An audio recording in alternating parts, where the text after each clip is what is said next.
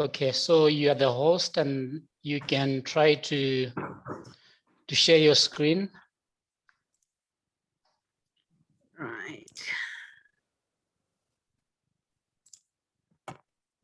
Okay, can you see it? Yes. Right. Yes, we can. I'm just going to go into slideshow. Okay. From the beginning. Okay. Okay, there I am. Rough and ready. All right. So we are, yeah. So guess we'll just wait for the time to just click as we wait for more participants.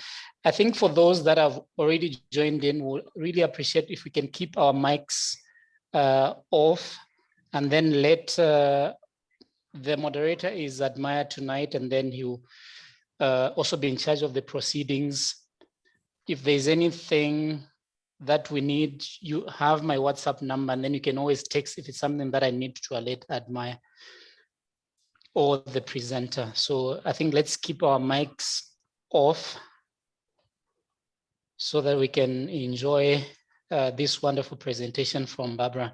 Unfortunately, you've seen the poster that I made, that's Barbara in the picture, you can only hear the voice. But if you can save just a little bit of money, we can go to Joburg and meet her there. That'll be fantastic. Then we can have a face-to-face meeting. Yes. We'll definitely make a plan to come to Joburg. We can do some hands-on training. How about that? Yeah. That would be great. I think at the end of the presentation, Barbara will tell us a little bit more about STS solutions. And probably that might be our entry into South Africa for hands-on training. So, okay, so we do it at the end of the presentation. That's fine. Yes, sure. Okay, so will you remind me, Admire? I will let me take note of that. Okay, because maybe I may forget. I will remind you. So Admire, I think you will proceed as we inch closer to the starting of, or to the kickoff time. Yeah, true. Yeah, we are just 2 minutes away, and I think all is set from our end. Clone. Hey, that gives me an idea. See, I'm gonna need your help.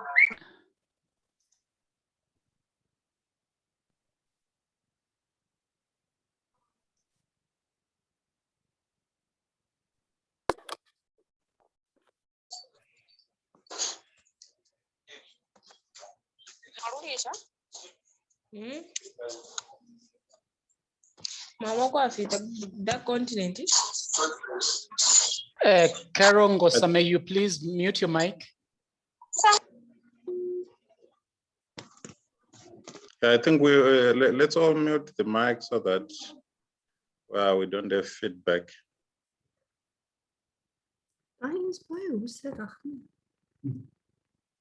Bobby.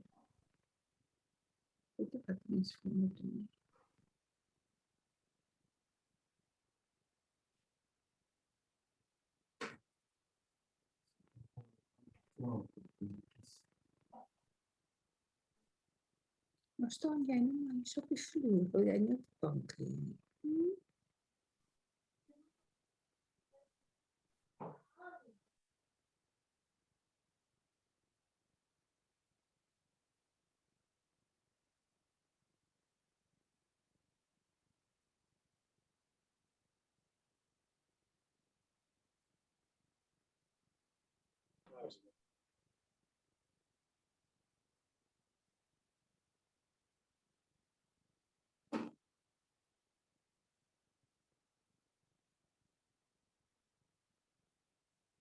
Dat is allemaal weg.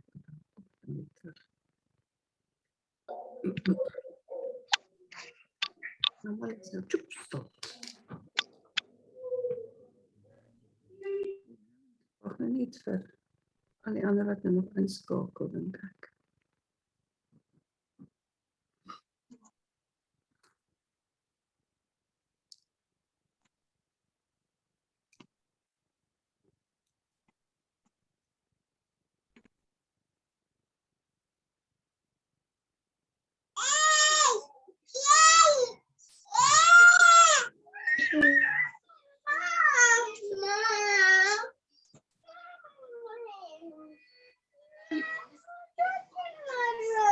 Nee, moet saya cuman yang masuk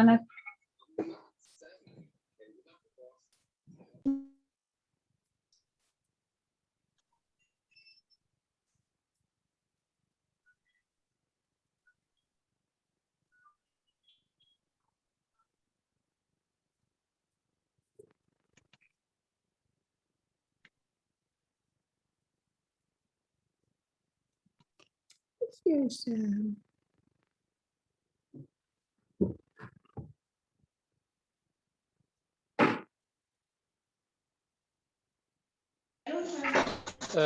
Good evening to everyone. I think it's now 16 minutes past 7. I can't see Admire for now, but in the interest of time, I would like to welcome everyone to tonight's presentation, which is presented by Barbara. You saw from the poster that was shared on the various WhatsApp groups. Before we begin the meeting, I would like to kindly ask those whose mics are on to please mute them. Achi Makonisi Chansa, can we please mute our mics?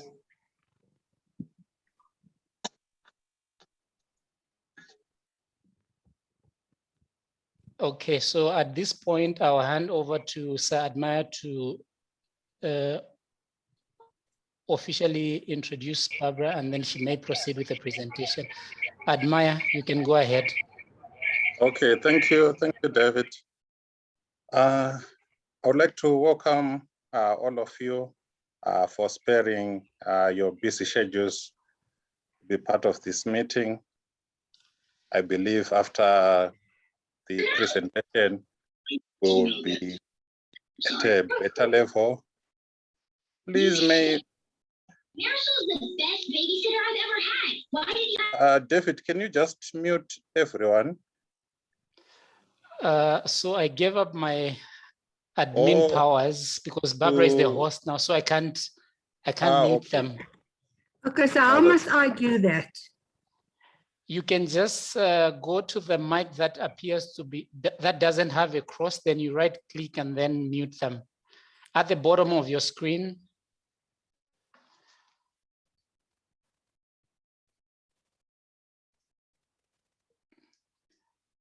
But I think the mics that were giving us feedback are probably off, so maybe you may just proceed. Okay. We'll just keep, yes. Another one is just, all right. So I think this is a very important topic for one interested in fetal scanning. And I believe we're going to have a fascinating flight as we go through ultrasound role in the screening of fetal aneuploidies. And it's a privilege for us to have Barbara gracing us. I think she needs no introduction. She is one of the giants of ultrasound, initiating many things in South Africa and beyond. She was part of the team that was involved in the NAST MSc program, and she left an indelible mark. And so I think let's put on our seatbelts as we go through screening for fetal aneuploidies. And if you have any questions, we have question time at the end. You can also write the questions in the chat. So Barbara, over to you, our captain for this evening. Thank you very much, Admire. I appreciate very much the invitation, and good evening to everybody. Can you all hear me well? I hope Very so. loud and clear. Okay, if not, then you must just speak up. I am a lecturer, so I know about speaking loud and clear. And you should appreciate that, Admire. Yes, I can relate. You can relate to that. Yes. Well, I was asked by the management team of this group to talk to you tonight about screening for fetal aneuploidies. And it's quite a hefty topic. So I thought, we'll just backtrack a little bit and just set a little bit of a background into the topic.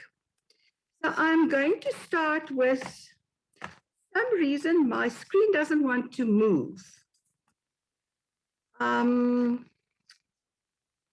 don't know why.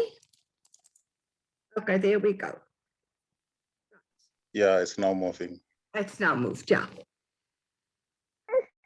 I have started my presentation by asking a couple of questions, just so that we all are on the same page and we know exactly what we are talking about. So what exactly is an aneuploidy? But in order to understand what an aneuploidy is, we need to know what normal is. With ultrasound, normal is always the baseline. And whatever is abnormal is measured against the normal. So what is the normal chromosome count in a human being? And I think this is just a little bit of, we're just going through stuff that you may know very well, but I'm just trying to get us all on the same page. So that you know that a human being, we've got 46 chromosomes. So in every human cell, there is 46 chromosomes or 23 pairs. And 23 of those chromosomes are inherited from mommy, and the other 23 are inherited from the father. So the haploid number is N. It's referred to, and it is defined as 23 chromosomes. You need these two haploid numbers in order to get the diploid number of 46. The first 22 pairs are called autosomes. Those are just the normal body chromosome. And then the 23rd pair is called the sex chromosome.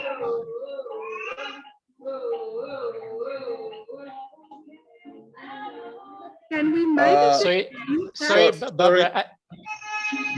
Let me try to reclaim the host and then I mute everyone. And then I'll give it back to you. Yes, okay, let me try and do that. I'll stop the share then.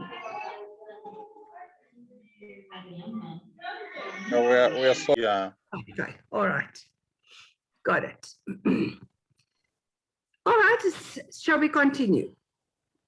Yes, okay, please. So I said that an aneuploidy is an abnormality where there is something wrong in the number of chromosomes. So it can either be that there are too few chromosomes, less than 46, or it can be that there are more than 46 chromosomes.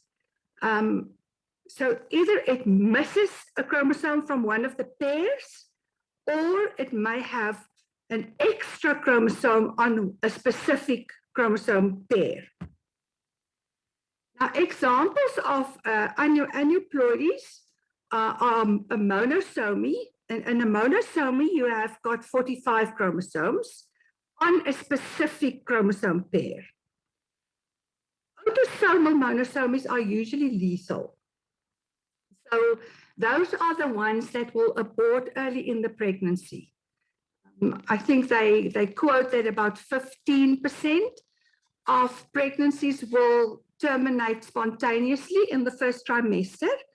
And a lot of those are due to chromosomal abnormalities. The one that do survive is your monosomy X, which means that there is an absent sex chromosome, and therefore they have got 45 XX. It's usually on a girl, and it leads to Turner syndrome. So we are not going to talk a lot about Turner syndrome tonight, but at this point, I'm just going to say to you that one of the discriminating features on ultrasound is that a baby or a fetus with Turner syndrome have got a thickened nuchal, but also septated. So there is a cystic mass around the fetal neck, and it's usually septated, which we call a cystic hygroma. We don't see them often, but if you see something like that, then that is the condition that you must try to investigate. The thing that we are mostly going to talk about tonight are the trisomies. And the trisomies, we have got 47 chromosomes, which means that there is one extra chromosome on a specific pair. And most of them also will end up in an abortion. But there are 3 trisomies that we do see on ultrasound. And those are the ones that we're going to have to look out for. The one that we mostly see is trisomy 21, or also referred to as Down's syndrome. And then there's trisomy 18 and trisomy 13, which is really the rarest of the 3. So those 3 we can see in utero, and we have to be quite awake to pick up the soft markers on ultrasound that can help us to get to the suspicion of one of them. A triploidy means that that individual has got 69 chromosomes, so it's 3N. And your triploidy you get mostly in a partial molar pregnancy, where the egg was fertilized simultaneously by 2 sperm. So your triploidy, again, is also a very rare occurrence, but there you will have a molar placenta with an abnormal baby. Okay. Any chromosomal abnormality, any aneuploidy, is associated with major structural abnormalities, subtle structural abnormalities, and also mental retardation. Now, you can think that a chromosome, if there is one too many, or there's a part missing, or half a chromosome extra, and I'm not going to go into the detail of how a trisomy, for instance, happens, because there are different mechanisms through which your trisomy can happen. I'd rather focus more on the ultrasound features and how to manage this. But you can read up more about it if you want to. If a portion of a chromosome is missing, or there's an extra portion, it always leads to quite drastic abnormalities, but also mental abnormalities. So there are definitely delayed brain capacity and development in these babies. So we're going to talk about screening. And I thought, let me just say a little bit about screening, because I think it's a term that we can throw out very quickly and very easily without really thinking about it. When we screen, we use a test, which is normally quite readily available, preferably not too expensive, so that it is accessible to a low-risk population. So it's a test we use in an asymptomatic group of people in order to detect those with a high risk of having a specific disease or a condition. And there are many examples that we can quote. I have given you a few, but things that we as radiographers engage with would be, for instance, screening by doing a chest X-ray for TB, or they can do a sputum test for TB. So it is before people have symptoms, a certain area or a certain group in the population who are exposed or more exposed, say for instance, people in informal settlements. They will take a mobile X-ray unit there and they would just do random chest X-rays to screen to find those that have the disease. Another example that I can give is, for instance, a very simple blood test that they can do to screen for prostate-specific antigen in gents of a certain age, and then try and find those with a high risk of prostate cancer, or maybe in the early stages. Mammography is another way of screening for breast cancer. And then your pap smears is a very effective way of screening for cervical cancer. So just remember, it's an asymptomatic group of people, a specific group, so that we can find those who are at risk for a given condition or disease. So why do we screen? We all know that the earlier a disease or a condition is diagnosed or identified, the higher is the likelihood that it can be cured or successfully managed. Now, I have put successfully managed in red there because with ultrasound, we don't cure. But obstetric ultrasound is most valuable as a management tool or as guidance for our fetal medicine specialists or obstetricians, or whoever is the primary caregiver of our patients, in order to manage that pregnancy to the best of their ability. Because you know that there's a saying, forewarned is forearmed. So if a patient knows that there is something going on in the pregnancy that may lead to adverse outcomes, then the best steps can be taken to get the best possible outcome. So we are focusing tonight on screening for genetic conditions, but you'll see that we will also touch on some other conditions that may present outside of a chromosomal or a genetic link. Just an example of that would be, for instance, your facial clefts. That could be an environmental thing, which has got nothing to do with chromosomal abnormalities. Or your club feet, it can be in isolation and it's not linked, but it's also linked to your aneuploidies. And so we will look at things a little bit deeper than just aneuploidy screening.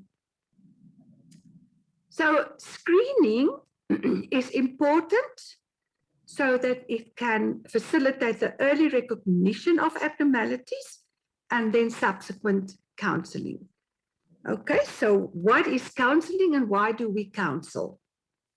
I don't know if in your fetal medicine team there is counseling involved. There aren't too many counselors, people who are really trained in genetic counseling in South Africa. There is one lady in Johannesburg who is exceptionally good, but it is really important that there should be a trained counselor as part of your team. And Admire, maybe it's something that you guys can consider if you don't already have it. Yeah, it's currently the counseling is mainly done by our fetal medicine specialist. with assistance from fetal midwives? The lady here in South Africa, she is a midwife by training, but on top of that, she also then studied genetics. And so that gives her a very, very good understanding of how the couple could be affected in a subsequent pregnancy, and the steps that could be taken to prevent things. So it is really a very specialized person that we are talking about. Right, so counseling aims to promote autonomy and informed decision making. So it really puts the power back into the hands of the parents. I have seen too often that health professionals such as sonographers and midwives who are not trained as counselors, it's not their primary job. When we see something that is abnormal, we try to impose our own ideas onto the patients.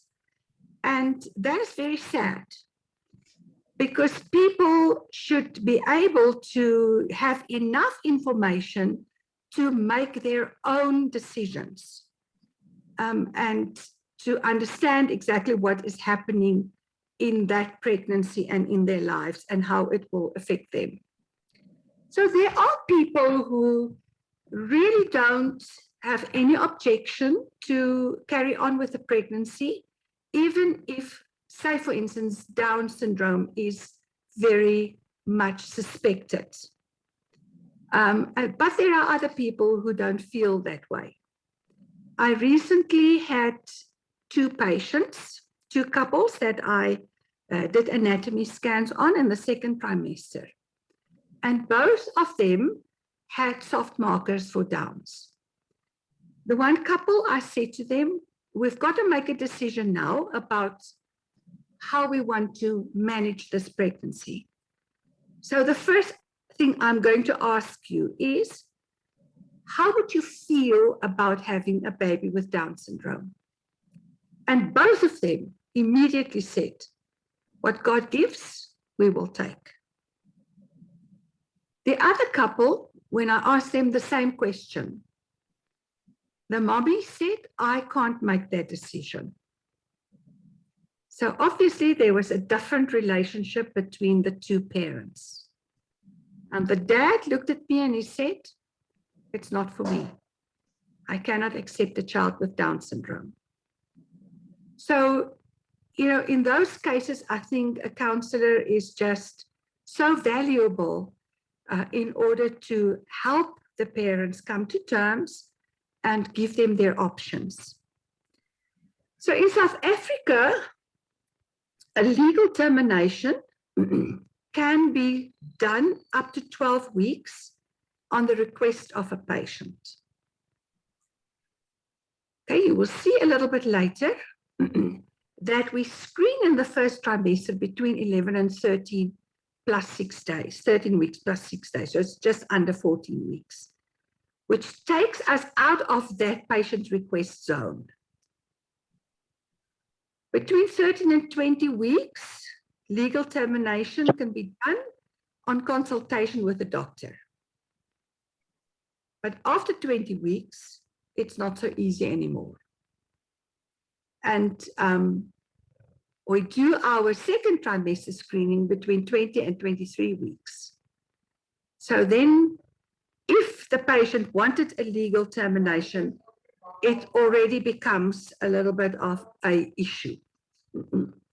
So we need to see if we can't, as early as possible, find the soft markers. And I don't know what your routines is, but I'm going to try and tell you what I use as my guide in my practice. And then you can maybe consult with Dr. Verenga and see what his routine is. Maybe you can fill us in at Meyer. What is your routine? Are you? Yeah, you can proceed and ask what you are about to ask. Now, what is your routine for your screening scans? When do you do your Okay. screening scans? Okay. So currently, our protocols were adopted from the Fetal Medicine Foundation UK. So Yeah. we've got the 11 to 13 plus 6 day scan. That's the first trimester. Then after that, we also have the 20 to 23 week anomaly scan. Anatomy scan. Yes, anatomy scan. That's anatomy scan, yeah. Yeah. Okay, so we are on the same page. That is also your protocol, and that is also the protocol that I follow. Right, so what I just want to, in conclusion on this slide, what I wanted to just stress is that screening can generate anxiety because ultrasound is not foolproof. Even in skilled hands, it is not foolproof. We can only report on what we see. And as we go through the slides, you will see that in many cases, we see nothing, but it doesn't mean that there is nothing. So ultrasound has got its limitations, and we have to respect that. So the screening tests that apply in the first trimester uses a combined screening model. And it's done at 11 to 13 weeks plus 6 days. So just under 14 weeks, as Admira's just alluded to. So that is the time frame that we do our screening scan. I like to do it at 13 weeks, at 12 or 13 weeks. That's when I personally prefer to do it. But any time between 11, it depends on how good your machine is also. Between 11 and 13 plus 6 weeks, we can do that first trimester scan. So the combined screening consists of the following. Number one, maternal age. I don't know the protocols in your country, but maternal age, it's in advanced maternal age, it's recommended that screening is done routinely in women over 35. Okay. The next thing that we screen with, the next screening test is maternal serum screening. And then the third thing is high resolution scan. So that's where we come in. So I'm just quickly going to touch on maternal serum screening.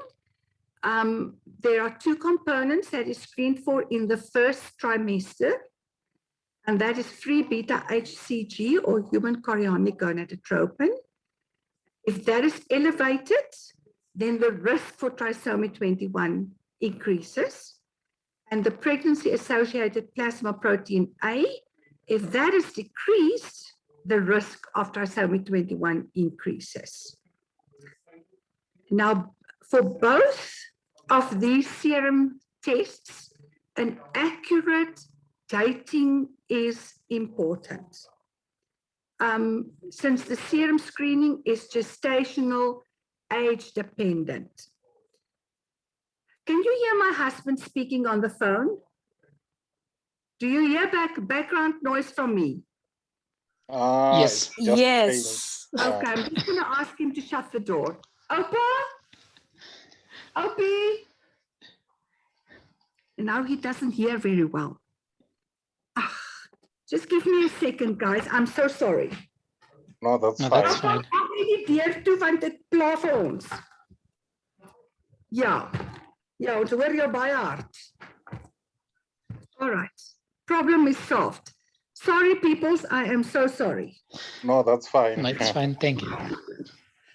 Okay, so these levels, the serum levels, are connected to a specific gestational age. So you need to know exactly the correct gestational age in order to make a good interpretation. Now, I offer courses to midwives and doctors and radiographers and so on. And often they would say to me that I can only do a dating scan. But almost in a way, it said, as if a dating scan is not an important scan. And I have to correct them immediately, because dating is one of the most important uses and most valuable tools that ultrasound can give any caregiver. If we can date correctly, then the caregiver can manage correctly and can interpret these tests correctly. So dating is really, really, really important if it is done accurately. So that's maternal serum. That's just a little bit of interesting information. We are not going to do that. Okay, so this is our forte, the high resolution ultrasound screening. Just remember that ultrasound cannot exclude an aneuploidy, but we use ultrasound to determine a risk profile for the condition. And I think that there is a very big misperception about what ultrasound is able to and not able to do. If, for instance, we find that the nuchal translucency is normal, it doesn't mean that baby is normal. And I want to really urge you that when you use ultrasound as a screening tool, you have to explain it to your patients that what you are trying to do is find subtle changes which may point to the possibility of an anomaly or abnormality or an aneuploidy. It doesn't exclude it if we don't find those subtle changes. Because people always want to find a culprit. If that baby was scanned by you and is born with an abnormality, they want to make you the culprit. Don't fall into that trap. Okay? So we only help to determine a risk profile for the condition. And if we do find that there are markers that points to an aneuploidy, then further testing will give us the answer. Not the ultrasound, further testing will give us the answer. So that further testing could then be an amniocentesis, or it could be a chordocentesis, or lately they have been doing cell-free DNA testing. So the cell-free DNA testing is the latest maternal serum screening. And there they just take blood from the mother, and they have found that there are fragments of fetal DNA present in maternal blood. There are different types of cell-free DNA testing which can be used. One of the tests is called the panorama, another one is called the NIP test. So they are just examples of the simple blood test, which extract the DNA fragments from the maternal blood. The problem with these tests are that they are very accurate, and they give you about a 99% accuracy in saying, yes, there is an aneuploidy, or no, there's no aneuploidy. But they're very costly. In South Africa, we don't have the facility to do this test, so the blood is sent overseas. I don't know exactly where, maybe to the States, I'm not sure. And hence it's an extremely expensive test. In South Africa currency, if you just test for trisomy 21, it's 4,500 to 5,000 rand. And if you test for multiple aneuploidies or genetic problems, then it can run up to 20,000 rand. So, you know, there aren't too many people who may be in the position to afford that test, but if they can, then it is the way to go. Right, so we're going to focus now on the high resolution scan and what is it that we have to look out for. Remember, we do a combined screening. So part of it was maternal age, part of the screening was maternal serum screening, and now we're looking for soft markers for aneuploidies. Soft markers, meaning really subtle things. So there are three big things that we look for. The one is the increased nuchal translucency, thickness, right? And we see that in about 75% of trisomy 21 fetuses, we find an increased nuchal translucency. But just look at that. There's 25 to 30% of Down's babies in whom there's no increased nuchal. So I hope you understand what I was trying to say to you, that if you don't find it, it does not exclude Downs.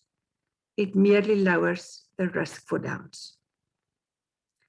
The second feature that we look at is an absent or a hypoplastic nasal bone. I remember when I was a student sonographer many years ago, they started talking about the nasal bone measurement in the first trimester. And you know, in those days, we didn't have the machines that we have today. We didn't have the resolution. So when I first heard about the nasal bone measurement, I thought they must be totally crazy. How is this possible even? Today, it is just part of the first trimester scan. And I hope for those of you who are not using it regularly will start to incorporate it in your protocol. So about 60 to 70% have an absent nasal bone, but there is still 30 to 40% of Down's babies who do have a nasal bone. So if we see there's an increased nuchal translucency, there's an absent nasal bone, then the next thing to look at is the ductus venosus waveform, and if there is high resistance flow in the ductus venosus, then we actually see that in about 80% of Down's babies. So it's a very sensitive discriminator. Okay, so we say that just the nuchal translucency alone, if we add that to maternal serum, then we can pick up to 80% of our Down's babies. So how do we do that? We find a sagittal section of the fetus, mid-sagittal section. The image must be enlarged so that it occupies about 3/4 of the screen. And very importantly, we've got to distinguish between fetal skin and amnion. Most of our babies at 11 to 13 weeks lie on their backs on the amnion. I must tell you, I scanned one this morning who stood on his head. And I so wished he would just lie down on his back, because then I know how to get it. I so battled with this little one who was standing up straight and did the handstands. So it really frustrated me. But you've got to make sure that your baby moves away from the amnion, because at 13 weeks, the amnion is still visible. And that you don't measure from amnion to skin instead of the true nuchal translucency. So here we measure the maximum thickness of the subcutaneous translucency, just the black area, and I'll show you a little bit later. And we measure from outer skull to inner skin. So we only measure the black area, and the measurement should be less than 3 millimeters. Right? So I don't know, can you see my mouse? Can you see the pointer? Or is it not visible? Yes, we can. It is, it is Okay. visible. All right. Okay, so there you've got your mid-sagittal section. And here I have indicated for you, there's the amnion. So the bottom white line is the amnion, and this is how they normally present. I don't know, Admire, do you also have the same, and David, do you have the same experience? That they lie like this? Absolutely. Okay. Yeah. And so here is your skin line. That's amniotic fluid. There's your skin line, and there is your bone line. So it's from outer bone to inner skin, only the black area that you measure. And that should be less than 3 millimeters. Now, I've just included this because your nuchal translucency can also be increased in a baby with cardiac defects, because it's really just swelling. So if there's cardiac failure, for whatever reason, then the nuchal will increase. So if you have an NT that's more than 3 millimeters with normal serum screening, okay, then that should be referred to a specialist to look for possible cardiac abnormalities. Okay, so just keep that in mind. Here we have got another one that we see. There we see the amnion, that white line there, amniotic fluid, skin line, bone line. So it's outer bone to inner skin, just the fluid there, the black area. And in this case, you can see very clearly that that distance was 5 millimeters. So this is an abnormal nuchal translucency. Right. The second thing that we're going to screen is the nasal bone. So an absent nasal bone, we already saw, is associated with a significant chance of having a chromosomal abnormality, and it is between 6 and 7%. And for the nasal bone, you just get another mid-sagittal section as you would get for the nuchal translucency. Enlarge the image until the ends of the nasal bone is clearly seen. And that measurement should be more than 2.5 millimeters in the first trimester. There we go. Again, just the mid-sagittal section. There you see the maxilla. And there you see the nasal bone, frontal bone there. And then you just measure it from one end to the other. Do your measurements on an enlarged image as much as you possibly can without losing too much of resolution. Okay, so here we've got another one, the maxilla there, and the nasal bone there, and then that's the soft tissue of the nose. There you can see the soft tissue of the nose. So we just measure the little bone. So you can see it's the same section that we would use for the nuchal translucency. In this area, you can look for further brain development. And here we actually see the intracranial translucency, but that is a topic for another day.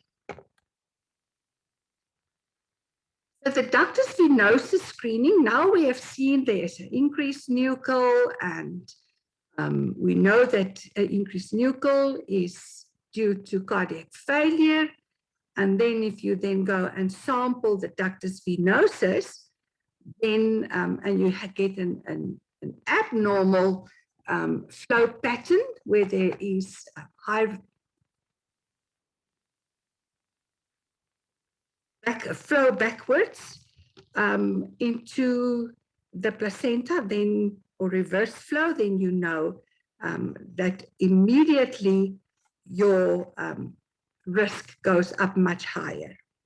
So by including the ductus venosus, flow in the combined screening model improves the detection rate for trisomy 21 to about 95%.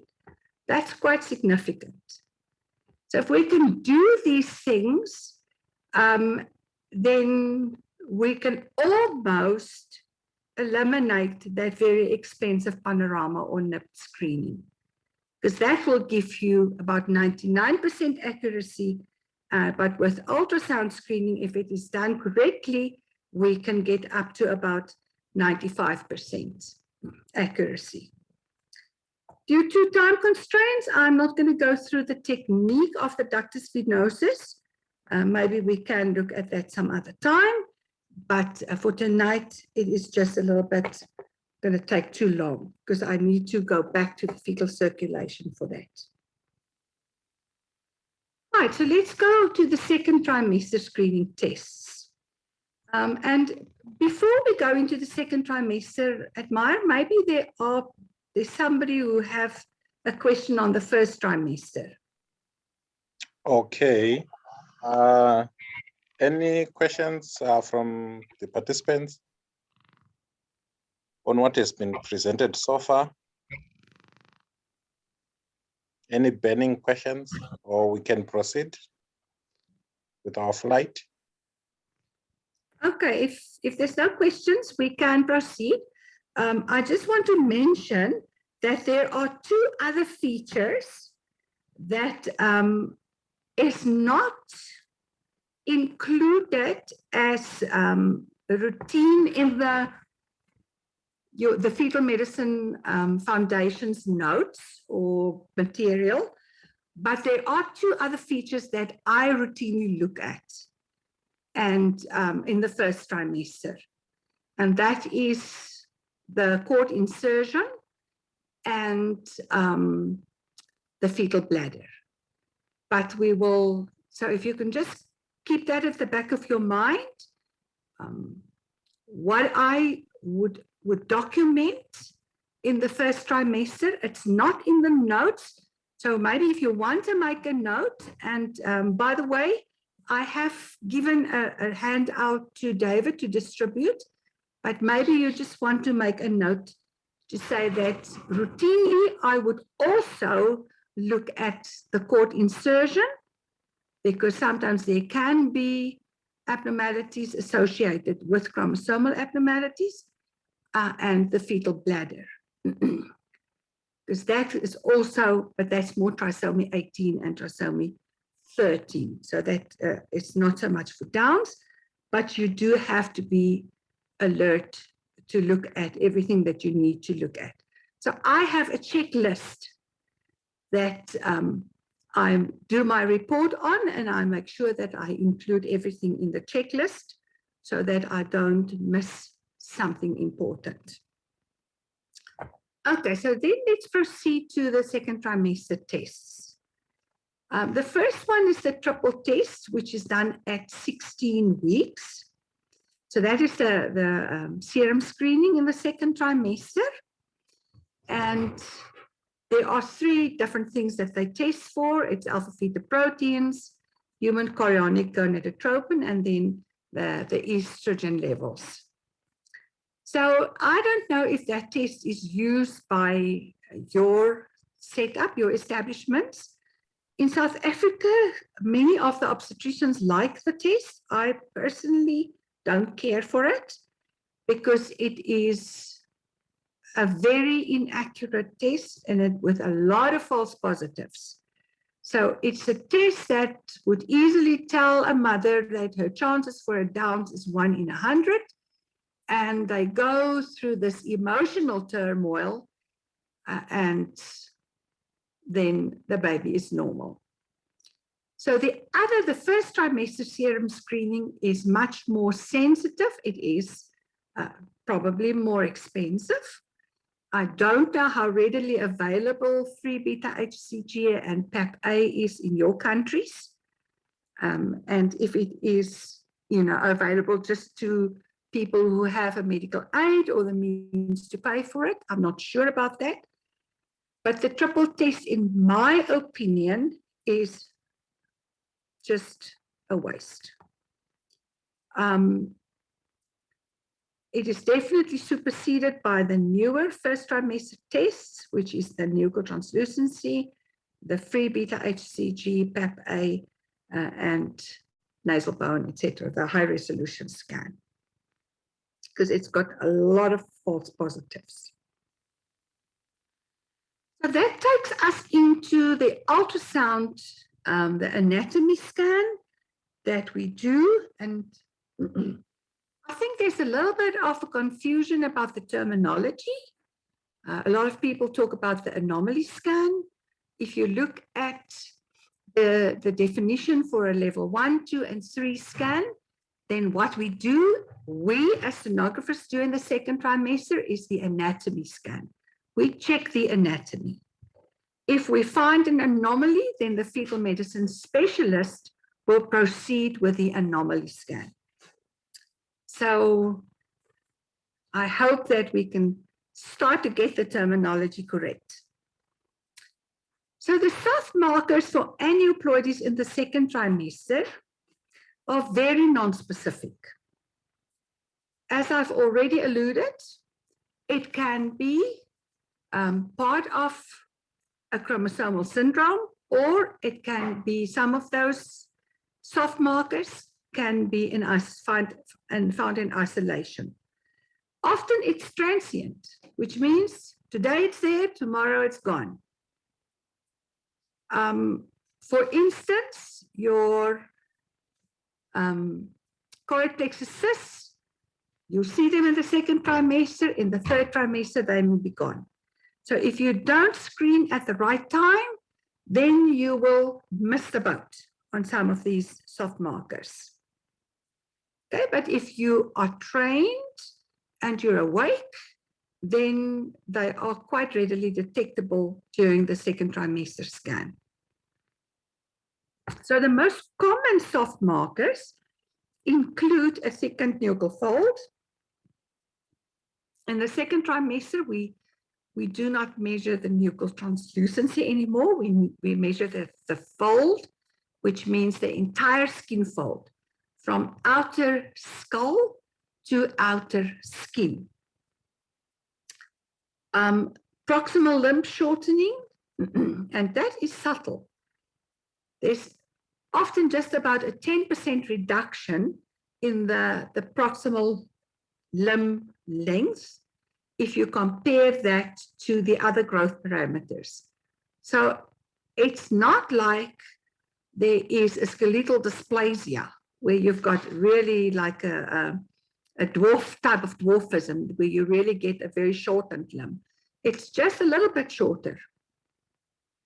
Mild pylectacies, echogenic bowel, echogenic intracardiac foci, and your choroid plexus cyst. So those are the most common markers that will alert us to a possible aneuploidy. Right, so just look at this figure. Only 30 to 50% of chromosomally abnormal fetuses have markers on ultrasound at 20 to 23 weeks. So we are in troubled water if we think that if we haven't seen any soft marker, that baby is 100% okay. Guys, people are now getting on the bandwagon of suing sonographers. In South Africa, there are claims against people in health for misconduct. Most of that is for ultrasound in obstetrics where abnormalities were missed. And the claims amount to millions.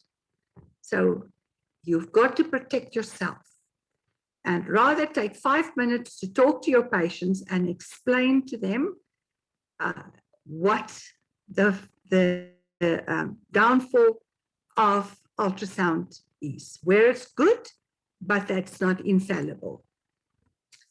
So not all markers are present in all fetuses. Remember that. Our rule of thumb is if we see one marker in a mother of advanced maternal age and 2 markers in a low-risk pregnancy, we refer for further investigation. So that could be you ask for a second opinion,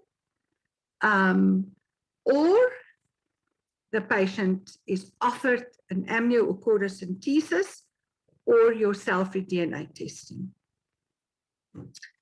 Okay, so what do we expect to see for each of these trisomies that we're going to look at? And just a practical thing to stand by or to use when you're scanning is to apply the rule of the 3 H's. You can memorize every single soft marker, that's okay. Or maybe it is an expectation if you work in a fetal medicine unit that you should know every single soft marker. But if you just can remember that there are 3 places that is very important to look at. And those are the 3 H's, and they stand for the head, the hands, which include the feet, and the heart. You've got to look at those 3 places very carefully.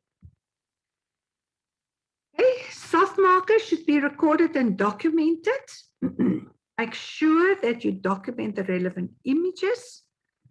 Write a written report where you describe the soft markers which you have seen, which were present, and cover yourself medico-legally. So first thing, ask for a second opinion.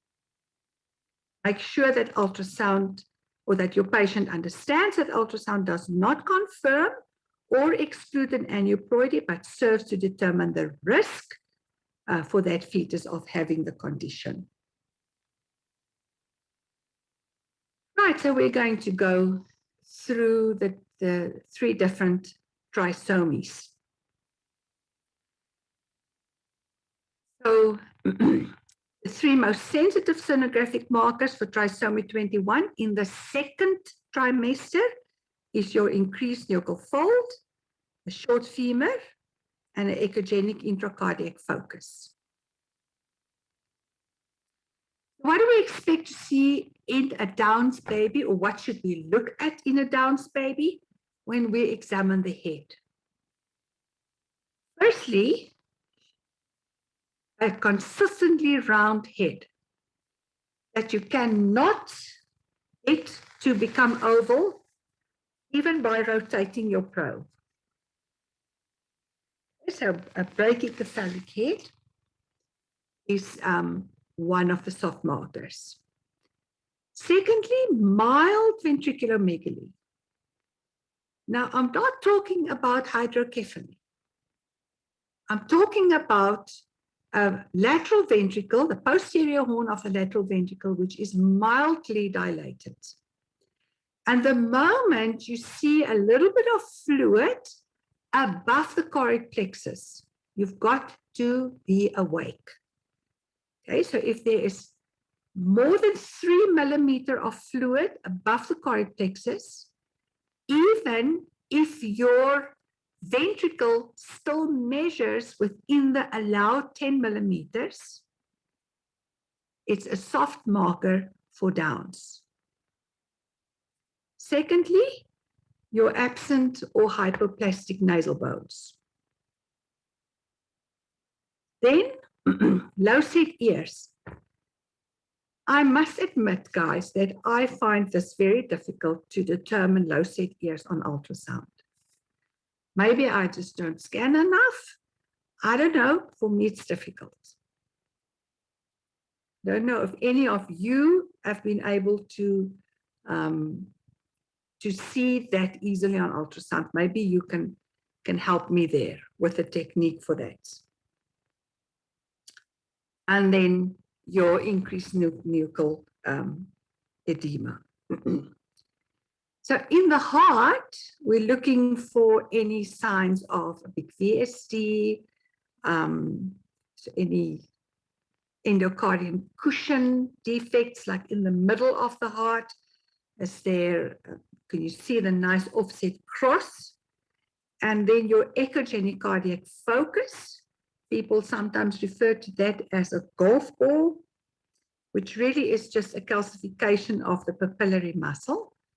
It's mostly in the left ventricle. To be honest with you, I have seen 2 in the left ventricle and 1 in the right ventricle on 1 fetus.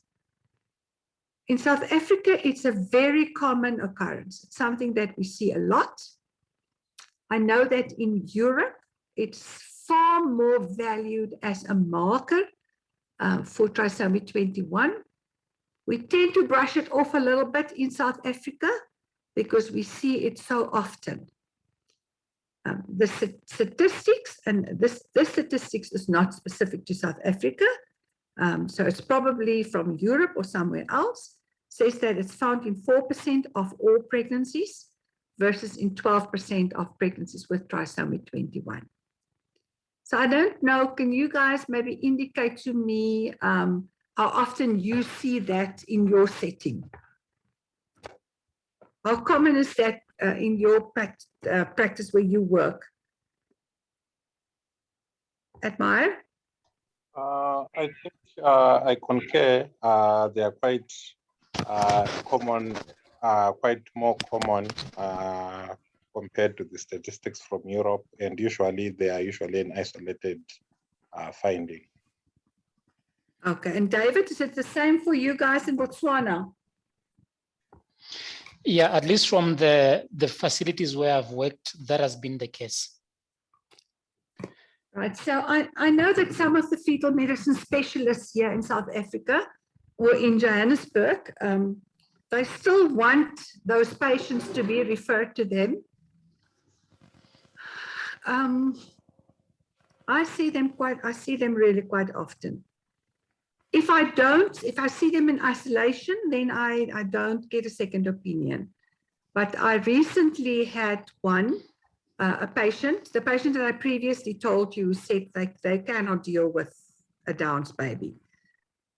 Baby had a echogenic focus in the heart and had also echogenic bowel.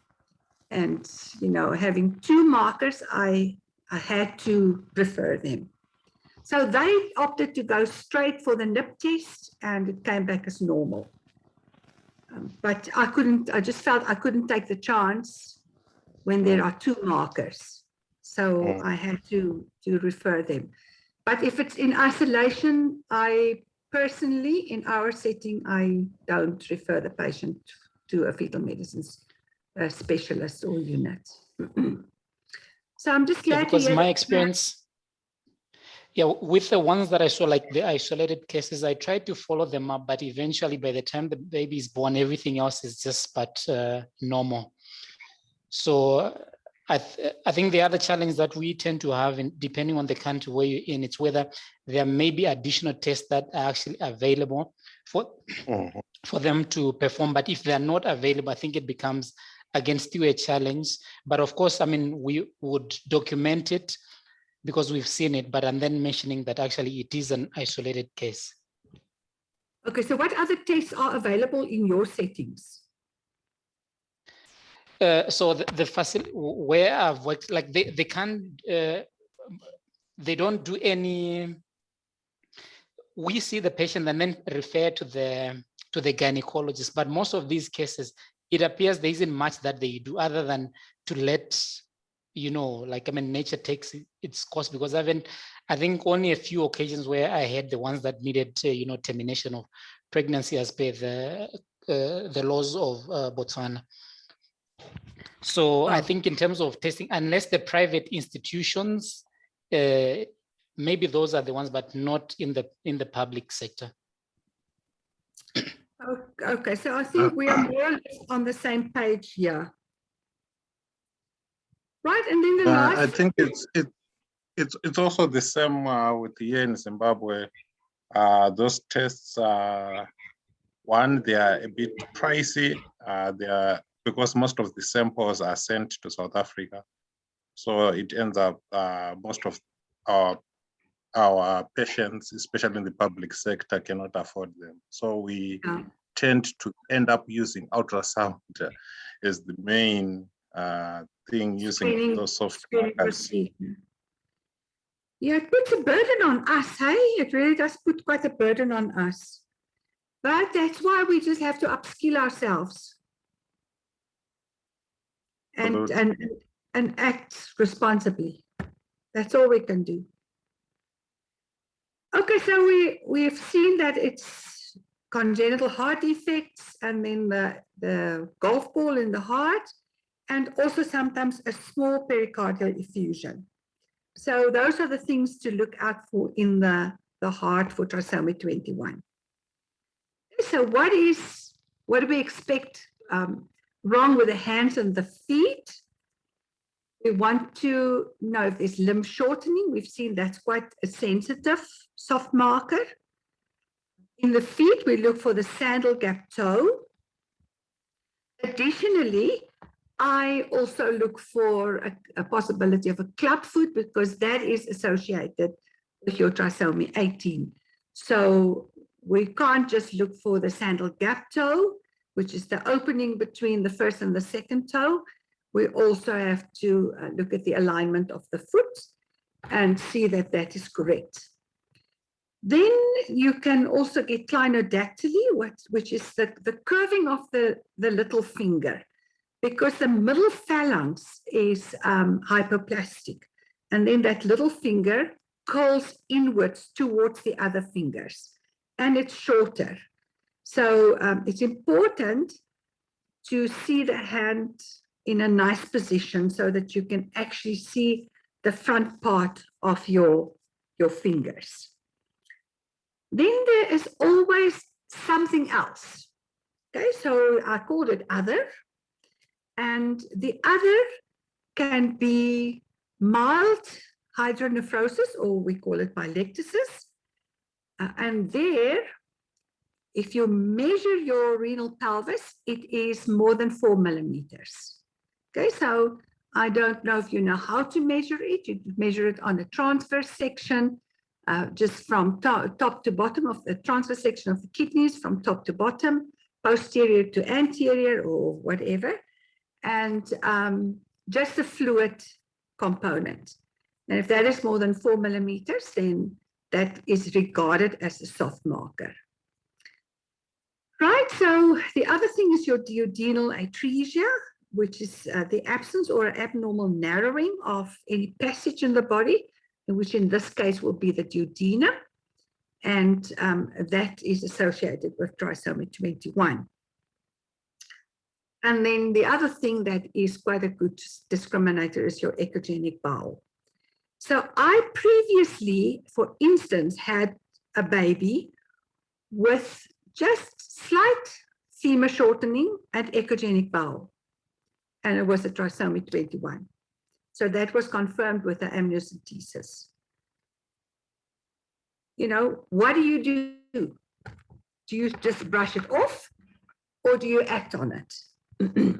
And I'm telling you that it is your responsibility as the person who handles the probe to make sure that your patient is either referred or is put into hands who can help that patient with decision making.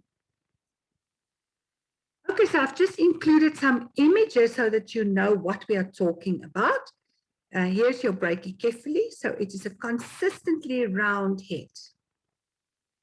Here is your mild ventriculomegaly. And there is the posterior horn of your lateral ventricle. And you can see there's your choroid plexus. And there is fluid above your choroid plexus. So if you see that, and if that measures more than 4 millimeters, you have to document it as a marker for trisomy 21.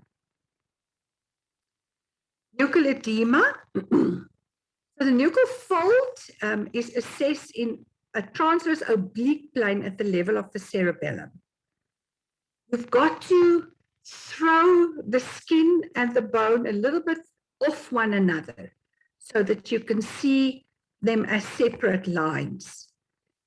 And there you measure that. If that is your bone, that is your skin line. So that is bone and that is skin line. You measure from outer bone to outer skin. And that measurement should be less than 6 millimeters. So in the first trimester, if we measure the translucency, that must be less than 3. And in the second trimester, when we measure the fold, it must be less than 6 to be normal. This measurement is only valid till 23 weeks. So you've got to do your anatomy scan before 24 weeks. The next one is the nasal bone, and it's exactly the same as for your first trimester. In the first trimester, we also just got a mid-sagittal section of the fetal face, and there's your nasal bone, but the measurement is different here. So where it's 2.5 millimeters in the first trimester, here it should be more than 5 millimeters in the second trimester. Right, and here is an image of an absent nasal bone. If you look carefully, I don't know if you guys can see it, then it almost looks like there is a very faint hypoplastic little nasal bone. There's your echogenic cardiac focus that we have been speaking about, and that one is obviously sitting in the left ventricle. And they can hide sometimes. Sometimes you really need to scan a little bit and watch your heart for a while in order to see them. They're not all as prominent and visible as in this case. There's the image of your pericardial effusion. So it's just a small little pericardial effusion. Clinodactyly, can you see how the pinky is, your little finger is turning in towards the ring finger because of the hypoplasia of that phalanx. And there you can see it. Quite challenging sometimes to get the hand open like that. But even if you can get the hand, just the fingers, so the hand is closed a little bit, like in a fist, but you can get the fingers, the 4 fingers next to one another, you can assess it, still assess it adequately. So there's your sandal gap toe, and there is what it looks like on ultrasound image. Duodenal atresia will give you a double bubble where you see fluid in the stomach, but also fluid in the duodenum. Now, importantly, in your double bubble, you have to rotate on that image to see the point of contact between the two fluid collections, because it's part of the same system, and therefore there must be a point of connection. Just remember that a choledochal cyst can be confusing. It can look similar to a duodenal atresia, but that will not be connectable. The two cystic structures, you can never connect with one another. So you can see here they have gone into a more oblique section here in order to show us the point of connection here. And then there is your echogenic bowel. And the books describe it as the same echogenicity as bone. So it really needs to be quite echogenic. For me, the challenge is when the bowel is not mid-gray, like we normally see it, slightly echogenic, but not quite as echogenic as the bone. So guys, I need your input here. What do you do in cases like that? I'm waiting for you, my friends. David? What if it's not as echogenic as on this picture?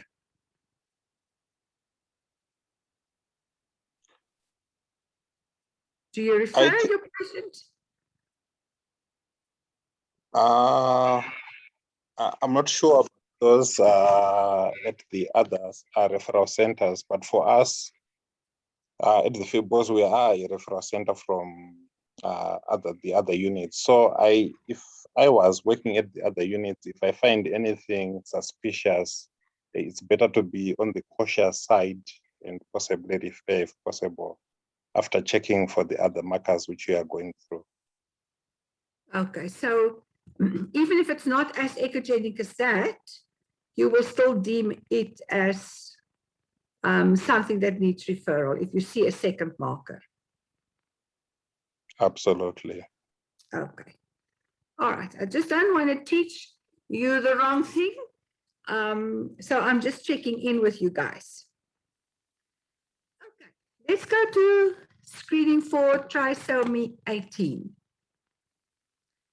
So there is a variety of first trimester ultrasound markers, which are also associated with trisomy 18.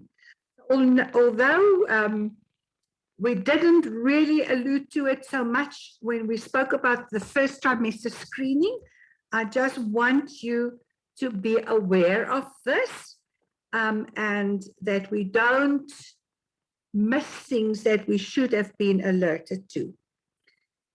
So the first trimester markers that we're talking about that's associated with trisomy 18 is the absent nasal bone. Okay, so that does not only apply to trisomy 21, it goes over in 18. In 18, you also have delayed ossification of your cranial bone, combined with early onset of fetal growth restriction. Now, the cranial bone should be ossified, completely ossified by 13 weeks. So when I scan a first trimester fetus, if the cranial bone is not completely ossified, then in a normal fetus, I know it's less than 13 weeks. But by 13 weeks, it should be completely ossified. And then obviously, I don't know if you guys do the same, but it is good to have a dating scan round about, say, 9-10 weeks, so that we know when to schedule our first trimester screening scan correctly. Okay, then the other thing is your nuchal edema that also applies to trisomy 18. And the last thing is the fetal megacystis with a bladder length of more than 7 millimeters. So that's why I include documentation of the bladder in the first trimester. I don't know if you guys look for that and for the stomach bubble as a routine. Do you or not? We do. Yeah, do. yes, we do. Yeah. So you look for the bladder and you look for the stomach bubble. Absolutely. Right. And what I should have added here, I'm listening. I think it's just an unmuted mic. You can proceed. Okay. So what I could have added here is also to look at the cord insertion. Because you can pick up an omphalocele already in the first trimester. You know that there is a physiological herniation of the bowel between 8 and 11 weeks. But after 11 weeks, the bowel should have gone back into the abdominal cavity. If you see a bulge around your cord insertion, then it is something that you really need to document, because that could be the beginning of your omphalocele.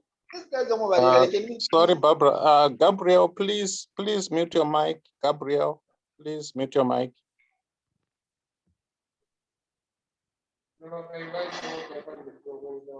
Sorry. Let me unmute them. You can proceed, Barbara. Sorry for that. No problem. Okay, so now we're going to go to the second trimester screening for trisomy 18. And what do we expect to see in the head? So here the head can have a strawberry shape, where the occipital part of the head is flat, and then the frontal area is like pointed.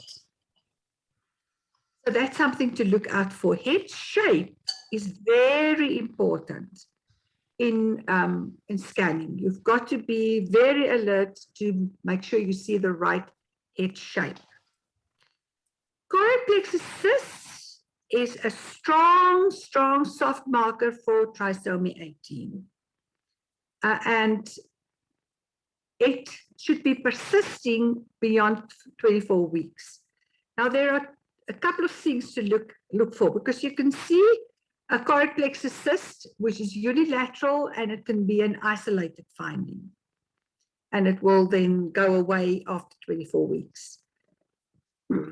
But if it is large, if it is bilateral, or there's more than one cyst in the same choroid plexus, that should be taken into account. Okay, so that baby should be followed. And for sure, you've got to now look out for any other sign or any other soft marker.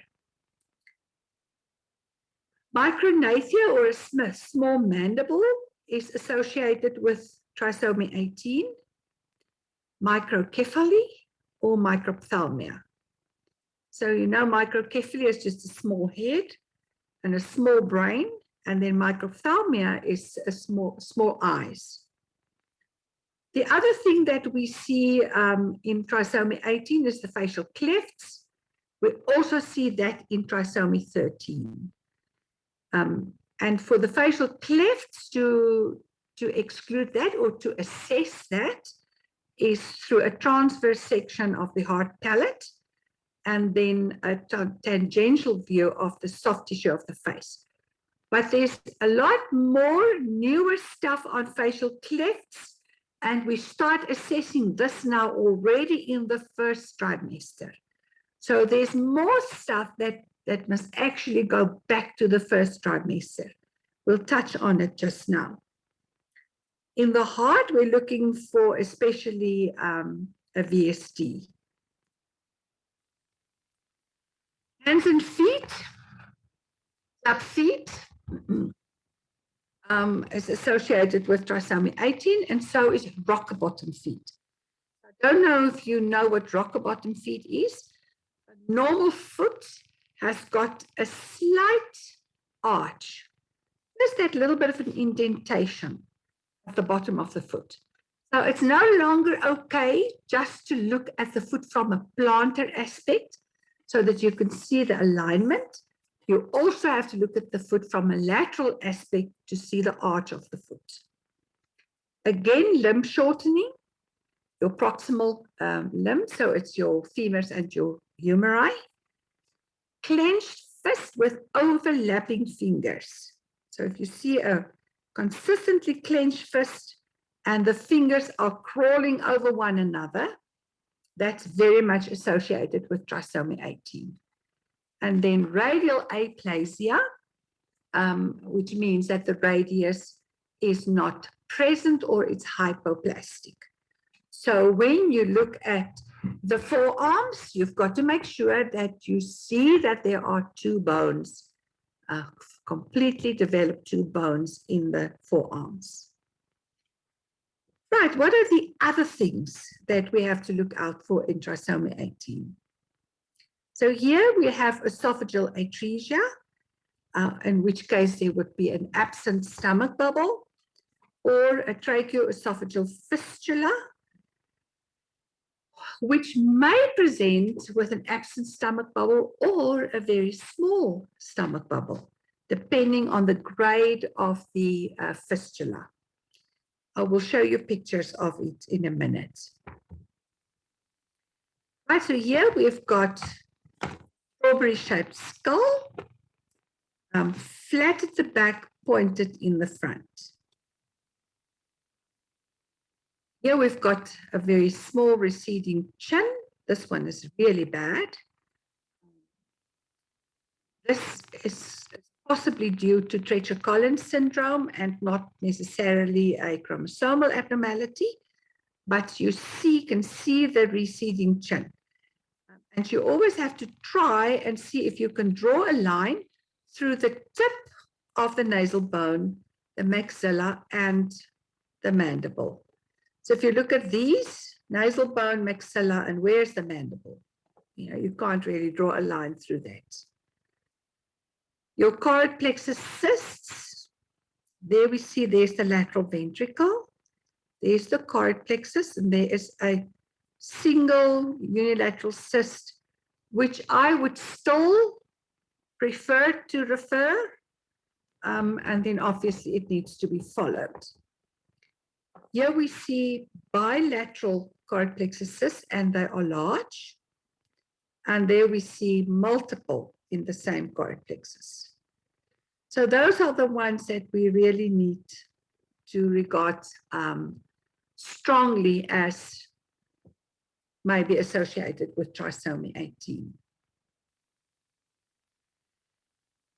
But when it comes to the clefts, we are now starting to look at clefts already in the first trimester. And there are two ways that we can assess the possibility of a cleft in the first trimester. The first is by getting a coronal plane of the fetal face. So from a sagittal plane, we'll have to come into a coronal plane. And quite often, it's not too difficult to get that specific image. On that image, we will see 3 echogenic lines forming a triangle. So it is the 2 frontal processes of the maxilla, together with the nasal bones, forms the pyramid, the top of the triangle.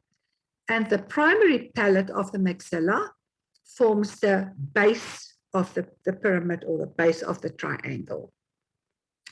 So this is found immediately posterior to the fetal nose, and it is referred to as the retronasal triangle. You get a mid-sagittal view, and then you rotate so that you go into a coronal. So what we want to see is these frontal processes of the maxilla, and then your alveolar ridge here. There you could see, or the primary plate of the maxilla. You see the frontal process on the one side, on the other side. There is your primary palate, there's your nasal cavity, and that forms a perfect triangle. Okay, if there's no break there, then you can exclude, or at least the risk for a cleft is much lower. And here you can see that there is part of the triangle, and then there is a cleft in your primary palate, and that was seen at 12 weeks. So these are things that you just have to start practicing as you scan your babies. Okay. The next thing, this is also quite a new technique that they are using, is the maxillary gap. So it's a new first trimester sign of a cleft palate, and it's visible in the mid-sagittal plane of the fetal face, which we use for the nuchal translucency and for the nasal bone. So in one picture, you can assess multiple things. Okay, so this is the normal. There you see the nasal bone. There you see the nuchal translucency. And there you see the maxillary, or the maxilla. And you can see there's no gap in there. Okay, the same picture. There's the nuchal translucency. There's your nasal bone. There's your maxilla, and there's a small gap. So that's quite subtle.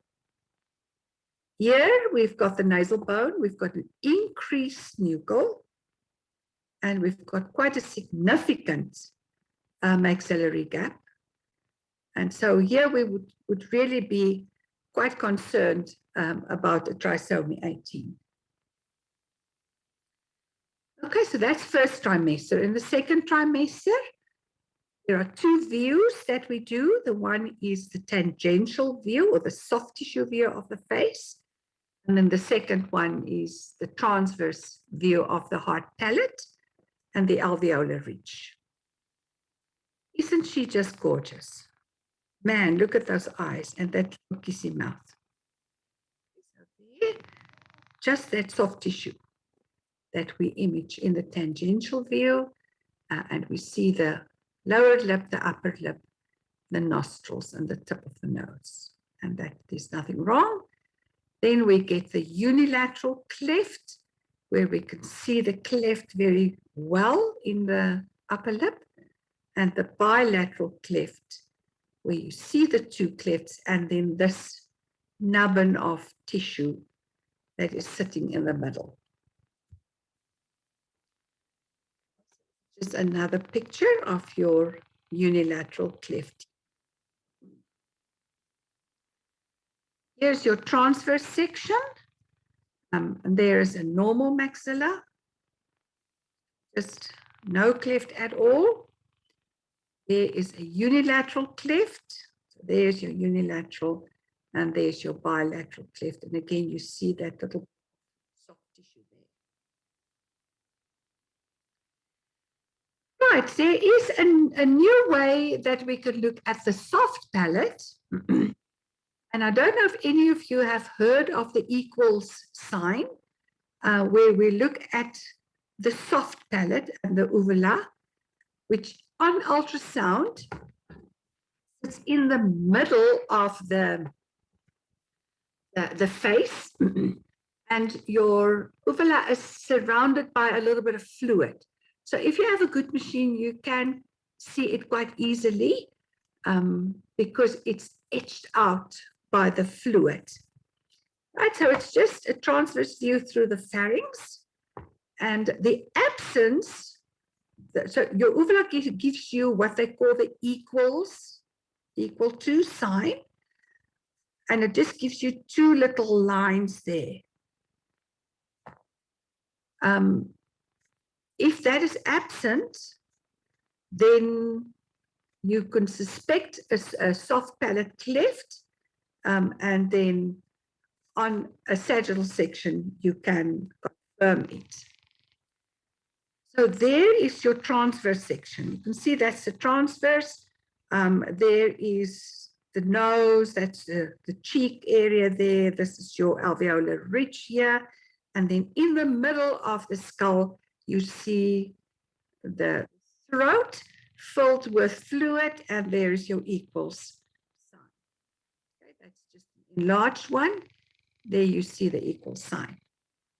On the sagittal section, you again can see it. You see the soft palate, there's the tongue. You see the soft palate, and you see the uvula sitting in this fluid in the mouth. So when it is absent, then you see the tongue, and you don't see that soft that you saw on the previous. Sorry. I just pressed the wrong button, going the wrong way. Tongue, soft palate. Tongue, nothing. Tongue, nothing. You can see this is quite a good machine that they have used for these images. Okay, what would your overlapping fingers look like? You can see this very clenched fist, and then you don't see the four fingers in a line, in a row. You can see that that finger is climbing over the third finger. Your omphalocele, which which is also associated with trisomy 18. Here you can see extra stomach. There's your stomach bubble, and then you see an extra stomach. But it has got a membrane that binds or bounds your GI tract, or the part of the GI tract that is protruding. So it can be liver, it can be bowel, and that's what you can start looking for already in the second trimester after 11 weeks. Okay, so here we're looking at the club foot, the normal alignment, upper leg, knee, lower leg, heel. You see here is the normal arch of the foot in a lateral aspect. Here you see the same picture, upper leg, knee, lower leg, but you see the plantar aspect of the foot, which indicates a club. So I just want to warn you guys that a club foot, maybe there are people with much more experience than me. Club foot is not so easy always to identify and to demonstrate on ultrasound. It's very positional. Sometimes it looks like a club on ultrasound. When baby is born, it is not a club. It's really just how the feet were positioned inside of the uterus. And sometimes the feet look normal and they can still be a club foot. I recently had a baby where I documented normal alignment of the foot. When the baby was born, it was club. I still don't know how I missed it, but I missed it. Right, so here is the rocker bottom foot, where you see that the natural arch is lost, and we've got like extra flesh here with a very prominent heel. There you see it, very prominent heel, and the foot is rounded at the bottom instead of a normal arch. The tracheoesophageal fistula and your esophageal atresia can take various forms. There are various grades of that. So if you look at these images, then you see that that would probably be called an esophageal atresia, because the esophagus just really ends blindly. Now, the esophagus and the trachea forms from one structure that then has to split in two. And that's why you sometimes still get a connection between the two. In this case, you can see that there is no connection with the stomach, so there would be no stomach bubble, and there would also then be polyhydramnios. In this case, you can see that there is a connection with the trachea, but no further connection with the stomach. So also no stomach bubble. Here, there is no connection here, but there's a connection to the stomach from the lower part of the trachea. So again, no fluid will reach the stomach, no stomach bubble. Here we've got a case where between the blinded esophagus, there is a connection with the trachea, and then from the lower end of the esophagus, there's again a connection. So whatever fluid baby is drinking will go into the trachea, and some of it will come out here and go into the stomach. So in this case, there will be a little bit of fluid in the stomach, but not as much as you would normally see. Okay, and here again, you have a connection here directly with the stomach. So you'll see the stomach bubble. Once the baby is born and the lungs are open, you're going to have a problem. So I'm not just sure if we would be able to pick this one up on ultrasound. Right, then a diaphragmatic hernia is also associated with trisomy 18. And in this case, the hole in the diaphragm is usually on the left, which then pushes the heart over to the right side of the chest. You can see that it's sitting completely in a wrong alignment, at the wrong angle. The heart normally would sit at an angle of 45 degrees towards the left, like that. Now it's almost vertical and pushed over to the right, and then you see bowel and stuff inside of the chest cavity. So those are the most common things that you will see on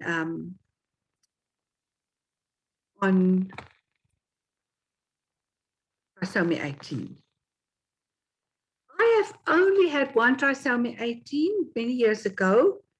In that case, we had bilateral choroid plexus cysts, and I didn't see any stomach bubble. So I referred the patient to the fetal medicine unit. They saw, the first time they scanned it, also no stomach bubble.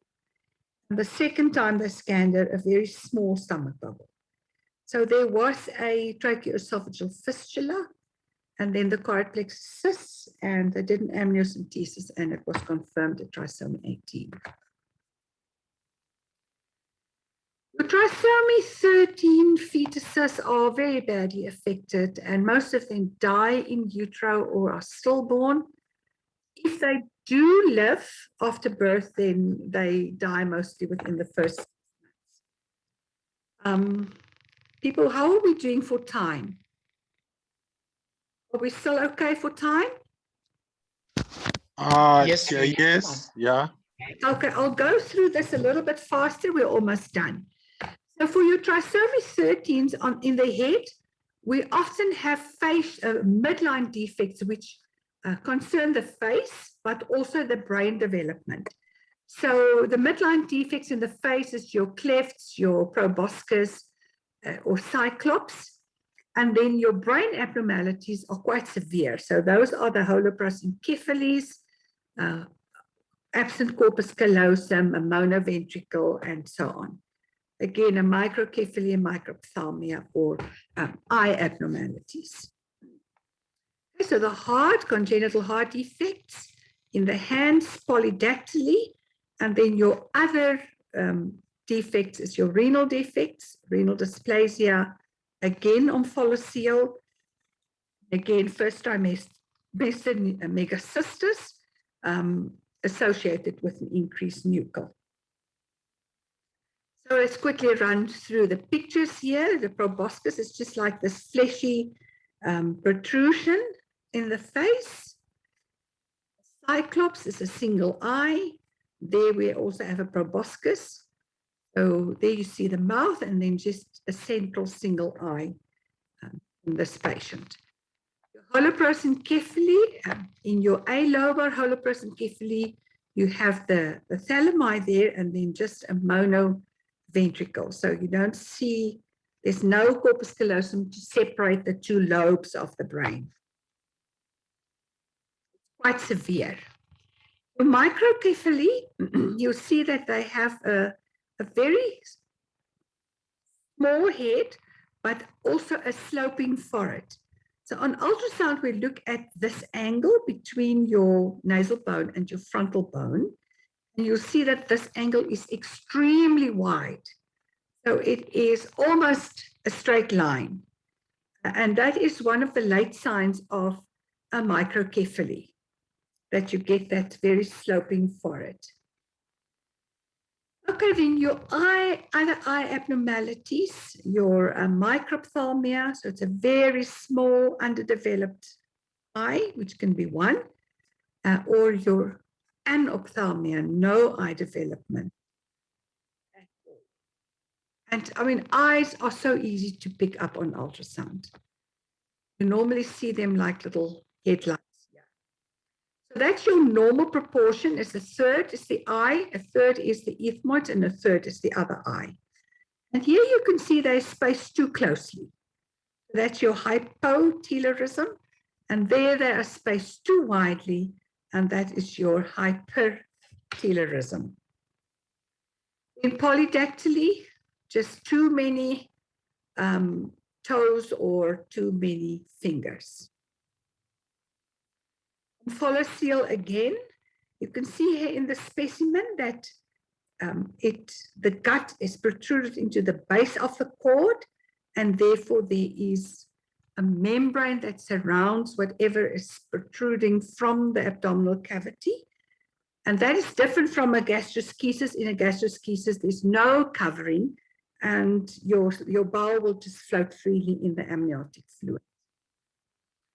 Renal cystic dysplasia, you can see this very large kidney full of dilated renal tubules, and we can see it very easily on ultrasound. And then your first trimester megacystis, where you've got huge bladder. Also the keyhole sign here, that is a marker for trisomy 30. And that is me for tonight. So I thank you for your patience with me, and because it's such a lot of information, I have made a little handout available.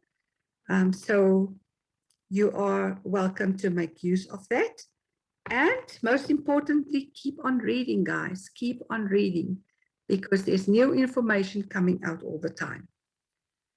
So good night. And if there's any questions, you are welcome, or comments, you are welcome, even to correct me if you wanted to correct me. So I will stop my share and I'll go back to your side, David. Is that fine? Thank you so much for that, Barbara. I'm back. It's back in your court. Yes, it is. I think I'll hand over to Admire. All right. Thank you so much, Barbara. Captain Barbara, we were enjoying the flight. Thank you for taking us through the paces. And I think the main thing has to do with how much is now expected of us. I think you mentioned about litigation, especially in South Africa. I think it's fast moving to all parts of Africa. Some things which we usually would get away with these days, I think we have to cover our backs by making sure that we scan appropriately, just like the way you took us from first trimester, the soft markers, the ultrasound markers in the second trimester on the fetal anomaly scan, and the face at the end. I think it was, I enjoyed the presentation, and I hope everyone also enjoyed this insightful presentation. So I think we can take some questions which are burning, some burning questions. From the audience, you can unmute your mic and ask your question.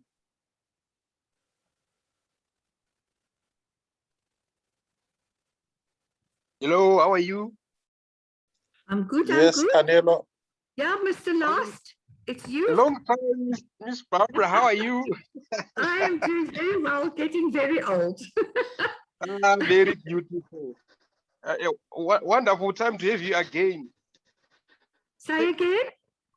Thank you for the second dose. We really enjoyed every moment of the way, and we've refreshed so much. I don't have a question per se, but I just have to say thank you for the information. Thank you for the good transfusion.